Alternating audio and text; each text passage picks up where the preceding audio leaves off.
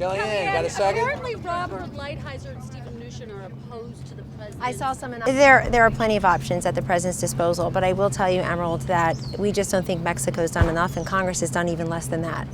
And if they're not going to be willing partners in our quest to make sure that we stop the surge coming over our southern border. Even more of your outlets now are covering it in print, on radio, on TV, and that's appreciated on behalf of the American people. People should see and know what's happening at the border, not have people just spin it. What do you about North Korea? I'm sorry, brother. Reports that they've executed some of their negotiators. I'm just going to echo what Secretary of State Pompeo. Mexico has, for many years, had a pretty tough immigration policy against Central Americans, and we're just asking them to help us, to not be this gateway between the Northern Triangle countries, and to allow policies like Remain in Mexico to flourish, because that will give a third safe country rite of passage to these Central Americans who are taking this treacherous journey. This is a multi-billion-dollar business that these people are giving their savings, and sometimes worse, sometimes more than that, to come and make that treacherous journey north.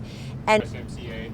Pardon? Do these tariffs jeopardize? No, they shouldn't. It should not jeopardize USMCA, because you saw the Vice President was just in Canada yesterday with Prime Minister Trudeau.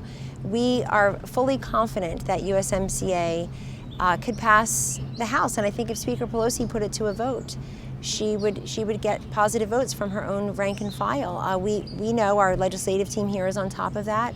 We know that many Democrats, rank and file Democrats, including the 31 that sit in districts that Trump-Pence won, would like to do this for their constituents. But it's not. Is there going to be a meeting with the Mexican We've heard that they're on their way, so we'll see what happens. Yes, absolutely. We can proceed on parallel tracks.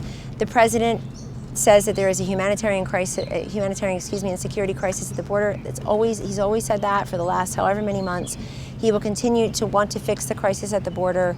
We have people pouring in. You've seen the statistics, 1,000 just yesterday or so. We're up to 100,000 in some months. That just can't be. And we need to be a country that respects and promotes legal immigration. With these tariffs in Mexico, they're saying already when they send their products down to Mexico. Why would we deflect from the Mueller Report when the Mueller Report said no collusion, no conspiracy, and under Department of Justice rules, that report was delivered to Mr. Mueller's then supervisor, the Attorney General Bill Barr, who then took the report along with the Deputy Attorney General and said that there was no obstructive conduct.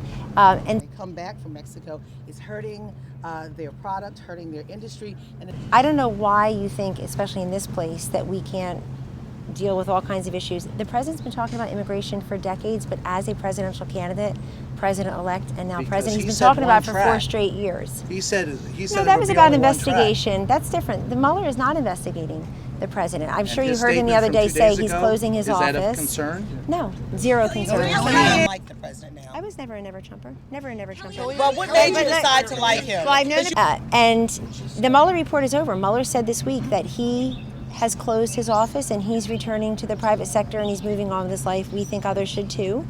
But Congress will do what it wants to do. I listen carefully to the leaders and the Democratic leaders in Congress, though, and from what I can tell, April, they're sending a couple different messages. One message is, well, it's only 10, maybe 20% so far who want it. We have to bring the public along. The public is not along. You've seen the polls. The public is not for impeachment. The public is for moving on to issues that affect this country.